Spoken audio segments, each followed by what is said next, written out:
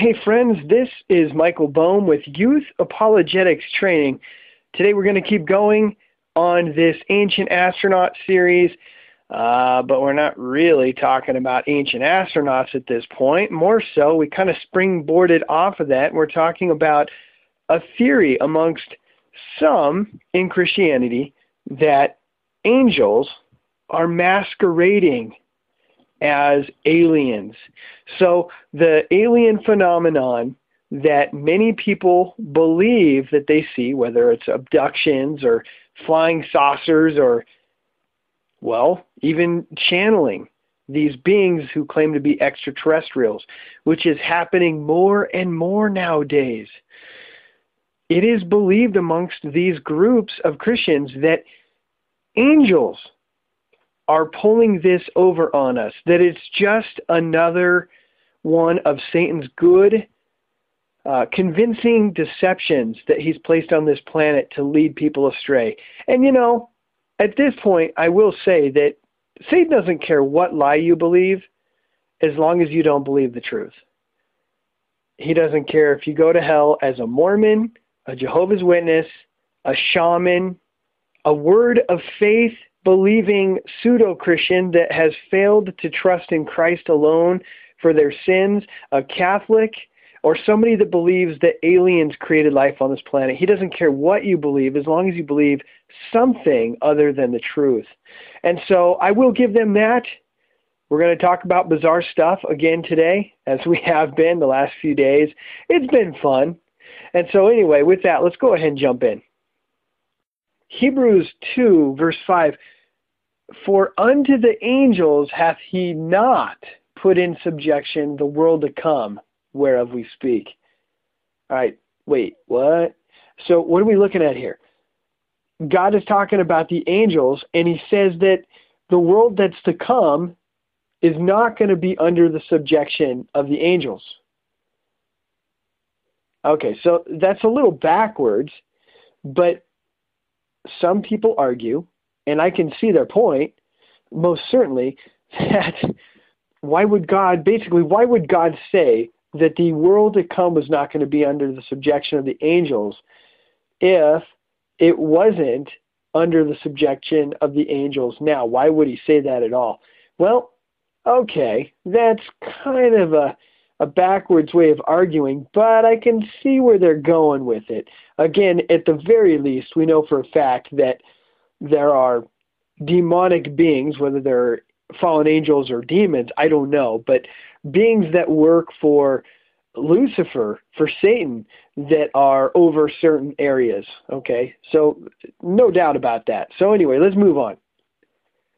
Certain proponents of this view, okay, this is wild. They believe that demons are the spirits of the fallen giants, the Nephilim. Okay, so when one of these fallen angels procreates with a human and produces one of these messed up hybrids, okay, these sinful, corrupted bloodlines all jacked up, no longer in the image of God beings, proponents of this view believe when one of those beings dies, the spirit is a demon, and that's where we get the demons. Huh. Okay, so what do they use to support that? We're going to go back to the book of Enoch here. Again, Enoch is not inspired scripture. In fact, again, just for my legal disclaimer here, Enoch, and the other book I've been quoting, Jubilees, I don't even know if I would give them the status of historical, okay? So, I'm just giving you what they believe. Enoch, chapter 12, verse 4, it says, "Enoch, thou scribe of righteousness, go, declare to the watchers," these watchers are these angels, "declare to the watchers of the heaven who have left the high heaven, the holy eternal place, and have defiled themselves with women, and have done as the children of earth do, and have taken unto themselves wives. Ye have wrought great destruction on the earth, and ye shall have no peace nor forgiveness of sin." Yikes. All right, so by the way, as a side note, some people who believe this way also then conclude from this verse that people who are hybrids in this way cannot be forgiven. Okay, so that's what you do with that.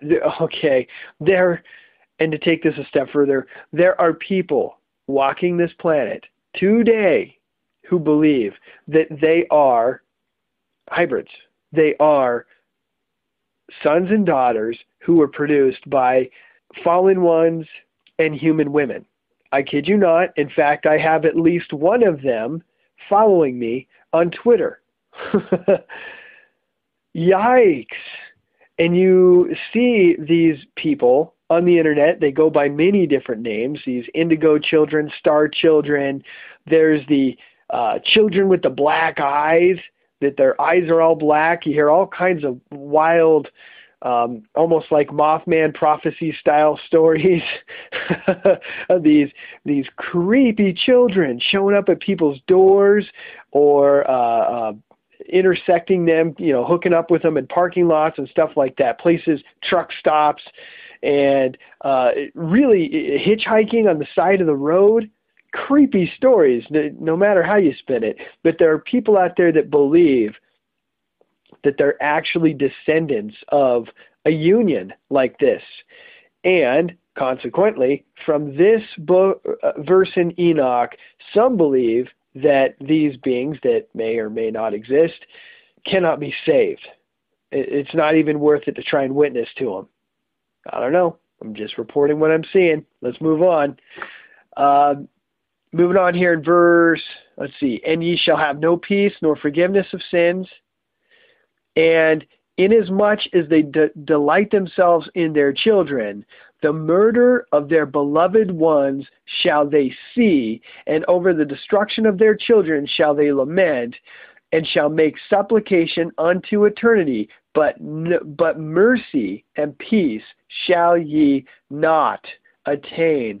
And moving to chapter 15, verse 8, that kind of plays in with what I'm about to talk about here. And now the giants who are produced from the spirits, who are produced from the spirits and flesh, shall be called evil spirits upon the earth. And get this, and on the earth shall be their dwelling. Evil spirits have proceeded from their bodies because they are born from men and from the holy watchers. Is their beginning and primal origin? Because they are born from men and from the holy watchers is their beginning and primal origin. They shall be evil spirits on earth, and evil spirits shall they be called. As for the spirits of heaven, in heaven shall be their dwelling. But as for the spirits of the earth, which were born upon the earth, on the earth shall be their dwelling. And the spirits of the giants afflict, oppress, destroy, attack, do battle, and work destruction on the earth, and cause trouble. They take no food, but nevertheless hunger and thirst, and cause offenses. And these spirits shall rise up against the children of men and against the women, because they have proceeded from them. Weird. Bizarre. Again, great movie making material here. And so you got to admit, they've got some interesting theology here. Again, that's from Enoch, though. All right, so huge grains of salt. So changing subjects again. Now we're going to look at their eschatological views of angels in the last days. How do they see this fallen angel thing playing out in the last days? Well, really, I'm just going to read you Revelation chapter 9, verse 1 through 19, and kind of throw in commentary as I go from their perspective, okay? Because again, these are good Bible-believing Christians. They just have a weird spin on this angelology, really, the study of angels and how they fit in. All right, so starting at verse 1, and the fifth angel sounded, and right now we're looking at the trumpets. If you guys are familiar with the book of Revelation, there is a special blessing on those who read it, so read it. But we have these trumpets, and the fifth and the sixth trumpets are really interesting from this perspective. And the fifth angel sounded, and I saw a star fall from heaven unto the earth, and to him was given the key of the bottomless pit. All right, stop right there.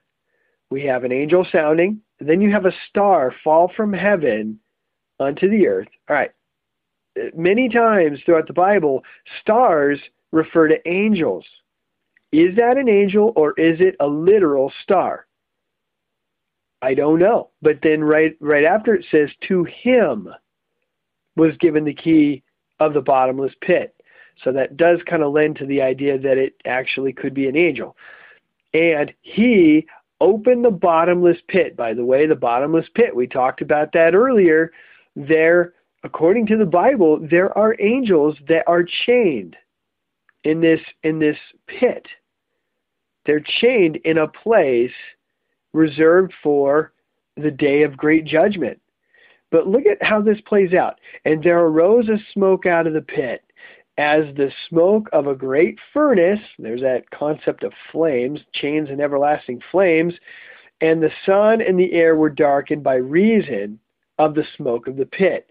And there came out of the smoke locusts upon the earth, and unto them was given power as the scorpions of the earth have power. This is so bizarre. And it was commanded them that they should not hurt the grass of the earth, neither any green thing, neither any tree, but only those men which have not the seal of God in their foreheads. So at least we can tell you this much. At this time, during the tribulation, there are people on this planet that are sealed of God. All right, you can take the Left Behind series view, the pre-trib rapture, that the church gets whisked out of here early before any of this nasty stuff happens, and then a new church kind of rises up in its place. Possible. Or, by the way, guys, I don't really take a position on the pre-trib, post-trib, mid-trib, pan-trib thing, because I honestly don't think it's that important. I like to look at it from time to time as a fun little rabbit trail, but honestly, just witness like it's your last chance to witness, and live in a way where you are preparing your heart that you might have to go through some nasty stuff. Yes, we are not reserved unto wrath, but the bowls of wrath don't happen till later in the tribulation. So whatever the case, I don't like getting into that debate because it just doesn't interest me. It seems to be a waste of time. When we get whisked out of here, you pre-tribbers can put your finger in my face and say, I told you, and I'll be like, praise God, you were right. Hopefully the pre-trib position is right, but I want to just be prepared for either way, okay? It's something we shouldn't put too much focus into, in my opinion. Be that as it may. How about that for a rabbit trail? At this point in the tribulation, there are some that have the seal of God in their forehead. So verse 5, and to them it was given that they should not kill them, but that they should be tormented 5 months. And their torment was as the torment of a scorpion when he striketh a man. So must make people sick in some way. And in those days shall men seek death, and shall not find it, and shall desire to die, and death shall flee from them. Wow. Okay. What does that mean? Okay. Wow. So however that works out, I mean, will people really try to kill themselves and it just doesn't work? I don't know. That seems to be the straightforward face value version of that, rendering of that text. So verse 6, and in those days, verse 7, and the shapes of the locusts, okay, get this, were like unto horses prepared unto battle, and on their heads were as it were crowns like gold, and their faces were as the faces of men. And they had hair as the hair of women, and their teeth were as the teeth of lions. They had breastplates, as it were breastplates of iron, and the sound of their wings was as the sound of chariots of many horses running to battle. Some people like Michael Rood, I don't recommend reading his stuff, believe that these locusts are actually kind of a primitive depiction of helicopters, modern day, like Apache style war helicopters. I don't know about that, but what is this? Are we to take this literally? Are we talking about like creepy, monstrous looking things that come out of this pit? They literally have faces of men, teeth like lions, but yet they're locusts, and they're flying around stinging people? Wow. What is that? What is that? And some, not all, some of this fallen angel persuasion amongst Christians believe that these are hybrid beings. Remember I mentioned earlier that some amongst this crowd, again, not all of them, but some of them believe that these fallen angels have been taking DNA, taking chunks of flesh from different animals, taking the blood, and using it to create hybrid beings, basically genetically engineer, make some kind of a demonic army. These chimeras, these genetically modified organisms, and we're not talking about corn, soy, and wheat here. Thanks, Monsanto. But no, we're talking about living, breathing creatures. And so that's one of their ways of looking at this. Crazy. And so that's about as sci-fi as it gets. And moving on here, verse 10, and they had tails like unto scorpions, and there were stings in their tails, and their power was to hurt men 5 months. And they had a king over them, which is the angel of the bottomless pit, whose name in the Hebrew tongue is Abaddon, but in the Greek tongue hath his name Apollyon. And by the way, as a little side note, there are people that believe that Apollyon will be returning to Earth this year, about a week from now, December 21st, 2012. Okay? Yikes. Yeah, right. That ain't going to happen. But there you go. I just thought I'd throw that in there. There's your freebie. Verse 12. One woe is past, and behold, there come 2 woes more hereafter. And the 6th angel sounded, and I heard a voice from the 4 horns of the golden altar, which is before God. So we're moving into the 6th trumpet here. Saying to the 6th angel, which had the trumpet, loose the 4 angels. Okay, loose the 4 angels, which are bound in the great river Euphrates. And the 4 angels were loosed, which were prepared for an hour and a day and a month and a year, for to slay the 3rd part of men. I don't know how many people are on the earth at this point. There are many Bible prophecy experts that have various figures. All I can say is a 3rd part of men. Oh my goodness. And so verse 16, and the number of the army of the horsemen were 200,000. And I heard the number of them. And thus I saw the horses in the vision, and them that sat on them having breastplates of fire and of jacinth and brimstone. And the heads of the horses were as the heads of lions, and out of their mouths issued fire and smoke and brimstone. And by these 3 was a 3rd part of men killed, by the fire and by the smoke and by the brimstone, which issued out of their mouths. For their power is in their mouth and in their tails, for their tails were like unto serpents, and had heads, and with them they do hurt. Whoa! Okay, and so some of these people in this movement, some, not all, they see this 200,000 being creepy army of these lion-headed, horseback-riding, serpent-tailed creatures as, again, another hybrid army built by the fallen ones. I don't know. Could that be? Boy, it sounds so wild and so out there that I just tend to say, no, I doubt it. But, nonetheless, you can't deny just the bizarre nature of this, of the fifth and sixth trumpets here. Wow. If we were to take these literal in any way, I mean, in the slightest fashion, we're looking at one or two scary judgments from God.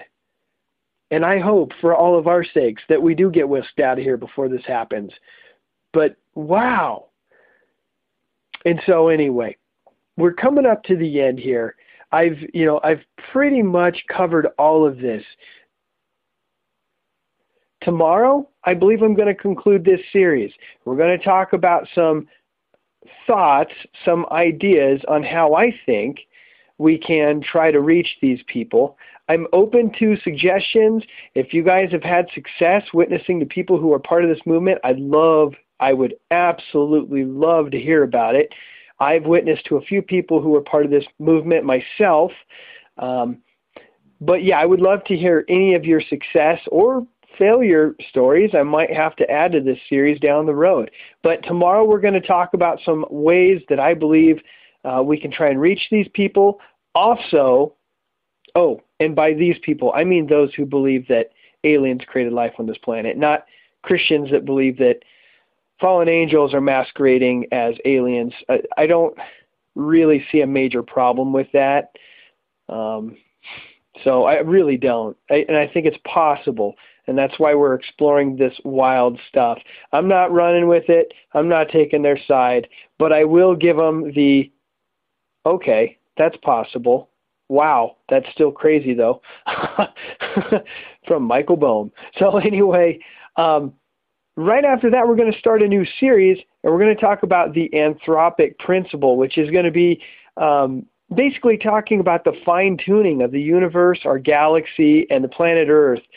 And I think that's a good springboard from this series, as we're going to be ending this series talking about how there definitely is not life on other planets. So anyway, with that, come out to the website, youthapologeticstraining.com, and there, guys, you can leave comments and questions.